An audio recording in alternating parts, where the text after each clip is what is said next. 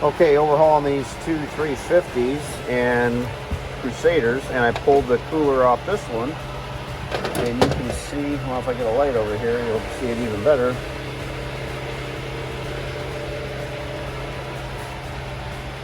It's got impeller blades stuck in it from a previous blow up, so always clean these out. Big deal. If you blow an impeller, you have to go on a scavenger hunt. Okay, our Crusader XL 350 job, getting ready to, assemble the motor, obviously. So one of the things we do is we check the transmission cooler, where it leaves the water pump. And I showed you a video earlier of the restriction in the cooler there. So it's a 90-degree turn. Well, that is what I dug out of the cooler. Piece of silicone from somewhere and all these broken impeller blades. Look at that. All that was buried in right there. So you can see after an impeller explosion that you need to go on that scavenger hunt. Otherwise you could have either like this case, this engine does not have an engine oil cooler, it's just got a tranny cooler.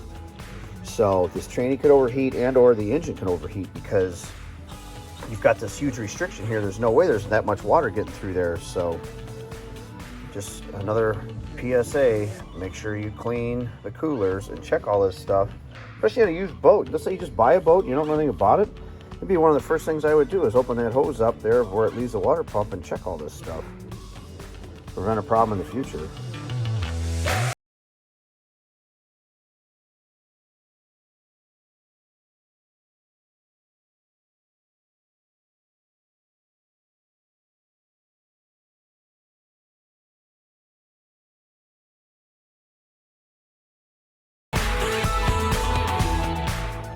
Okay, getting ready to prime up our 350 Crusader, 270 horse. It's a 350 XL. I got my primer set up and my oil pressure gauge. Got the Sniper all installed. At least I hope I do. So it came out pretty cool. Wide band over here. So I got some extra leads, so I just zip tied them and I'll put them there. And I made this little plate for the fuel pump.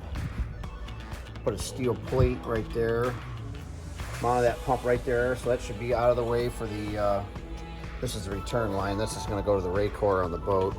So I mounted the relay and the fuse right next to it with some self-tappers. I left the mechanical fuel pump in line. So I just put an AN fitting there, GIC, and made a hose to go right here. So I'm gonna let the mechanical pump, feed the electric pump. And then the electric pump goes right up here to this fitting. So actually there's not a lot of wiring. This thing's pretty easy, hopefully it runs good, but it's pretty self-explanatory really. So I just try to make a nice, neat installation job of it. So, but without further ado, I said, let's see if we can prime this guy up. All right, let's prime her up. Oh, I think my thing's slipping here. I'm slipping. I don't have enough height on my drill.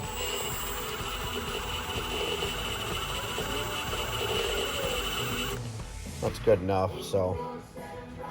Well, let's start up this old Holley Sniper EFI.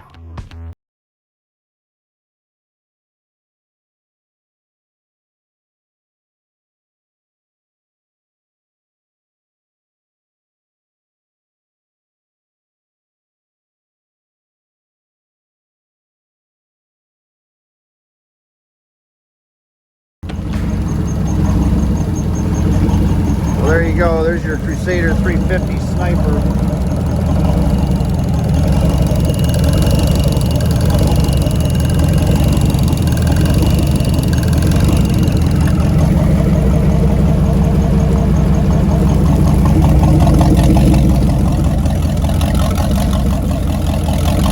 A little low-key idle. I'm sure it's got to learn a little bit, but I've had it running about a half hour.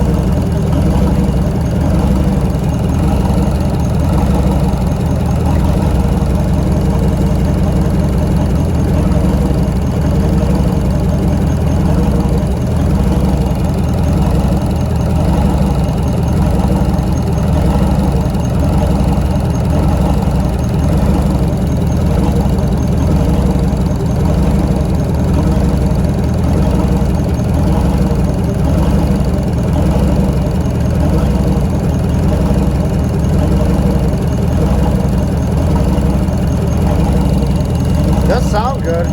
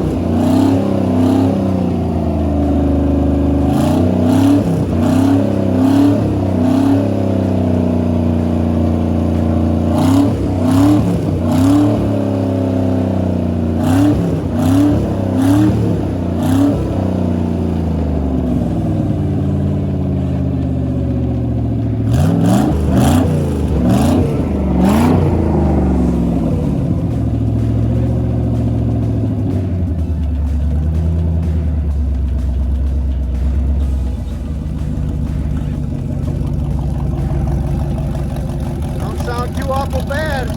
Like I say, a little low B idle, but I think that'll clean up once she...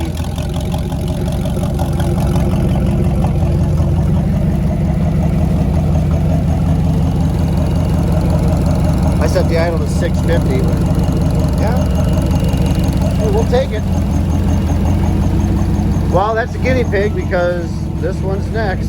Starboard side, this is the port side here.